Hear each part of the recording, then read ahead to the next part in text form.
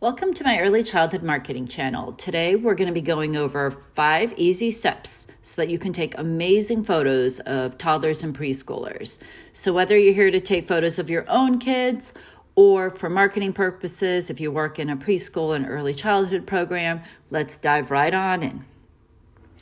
The first tip, which I think is the most important one, is how important it is to get at your children's eye level. So you can either sit or you can kneel to get down low, or you can just hold the camera low, but just make sure that it's not crooked.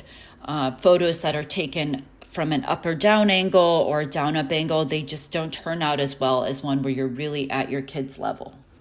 The second tip is on capturing children in their most natural element. So many times I see parents say to their children or whoever's photographing them, smile, cheese, look at the camera, but that really ruins that perfect shot. So you want to get them when they're naturally engaged in play or when they're interacting with others. Some tips on how to do that are to introduce a new toy or a prop so that you can be able to spark their interest and curiosity as they explore new things. The third tip focuses on the importance of lighting, which is key to any type of photography. Usually early morning or late afternoon are the best times to photograph kids, as that's when the lighting is a lot softer and it's more flattering. The middle of the day is typically the worst time, as it's too sunny and too bright. So between the hours of around 12 to 3 or 4 o'clock would probably not be the ideal time to photograph your child. The fourth tip focuses on the importance of quantity, which equals quality in photography.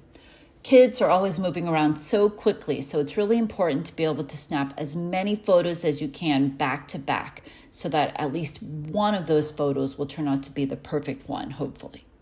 You can always delete any photos that you don't like. Nowadays, with modern technology and iPhones, it's so easy with a quick click to delete any photos. So you really want to do that just to make sure that you're able to capture that perfect pose or that perfect moment.